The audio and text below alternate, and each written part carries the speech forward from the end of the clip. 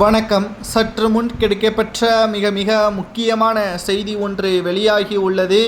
திமுகவின் மூத்த நிர்வாகியும் மூத்த அமைச்சர்களில் ஒருவராக இருக்கக்கூடிய துரைமுருகன் மருத்துவமனையில் தீவிர சிகிச்சை பிரிவில் அனுமதிக்கப்பட்டுள்ளார்.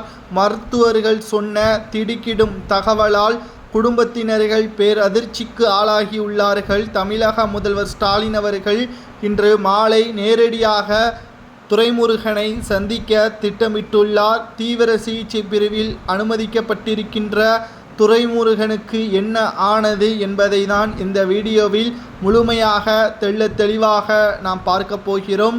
நேற்று இரவு நெஞ்சுவலியின் காரணமாக மிகவும் அவஸ்தைப்பட்ட துரைமுருகன் அதிகாலையில் மருத்துவமனைக்கு அனுப்பப்பட்டார். துரைமுருகன் அனுப்பப்பட்ட செய்தியை கேட்டவுடன் திமுகவில் உள்ள மிக முக்கியமான நிர்வாகிகள் நேரடியாக அப்பல்லோ மருத்துவமனைக்கு சென்று தலைமை மருத்துவர்களை சந்தித்து அனைத்து வகையான சிகிச்சைகளையும் செய்ய வேண்டும் என்று கூறியிருந்தார்கள்.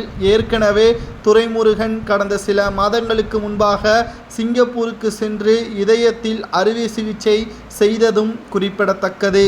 ஆனால் மீண்டும் அவருக்கு ஏன் திடீரென்று நெஞ்சுவலி வந்துள்ளது என்ற தகவல்தான் குடும்பத்தினருக்கு பேரதிர்ச்சியாகவே மாறியுள்ளது. மருத்துவர்கள் சொன்ன தகவலால் தற்பொழுது திமுகவின் தலைவரும் தமிழக முதல்வர் ஸ்டாலின் அவர்கள் சிங்கப்பூரில் இருந்து முக்கியமான மருத்துவர்களை தமிழகத்தில் வரவழைக்க திட்டமிட்டுள்ளார். மீண்டும் அவருக்கு அறுவை சிகிச்சை செய்ய வேண்டும். அப்போதுதான் அவர் உயிரோடன் நலமாக இருப்பார். இல்லை என்றால் அவர் உயிருக்கே மிகப்பெரிய ஆபத்தாக மாறிவிடும் என்று தற்பொழுது மருத்துவர்கள் தெரிவித்திருக்கிறார்கள். கிட்டத்தட்ட திமுகவில் அண்ணா காலத்தில் இருந்து உதயநிதி ஸ்டாலின் அவர்கள் வரை திமுகவில் மிக முக்கியமான துறைகளிலும் அதிகாரத்திலும் இருக்கக்கூடிய துரைமுருகன் அவர்களுக்கு உடல்நிலை குறைவின் காரணமாக மருத்துவமனையில் அனுமதிக்கப்பட்ட செய்தியை கேட்டவுடன் அதிர்ந்து போய்விட்டார் முதல்வர் ஸ்டாலின் அவர்கள்.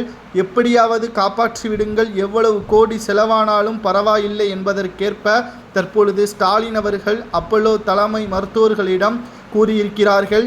இன்று மாலைக்குள் அறுவை சிகிச்சை நடைபெறும் என்றும் கூறப்படுகிறது. குறிப்பாக திமுகவில் துரைமுருகனை முதல்வராக வர வேண்டும் என்பதுதான் கலைஞர் அவர்களுக்கு பிறகு தொண்டர்கள் நினைத்தார்கள். ஆனால் அரசியலின் சூழ்ச்சியின் காரணமாகவும் கோபாலபுரத்தின் திட்டத்தின் காரணமாகவும் துணை முதல்வராக கூட துரைமுருகனை அமைக்கவில்லை என்பதும் குறிப்பிடத்தக்கது. உங்களது கருத்துக்களை கூறுங்கள். துரைமுருகன் மீண்டும் நலம் பெற்று அரசியலில் பயணிக்கலாமா, ஓய்வு பெறலாமா என்பதை கூறுங்கள்.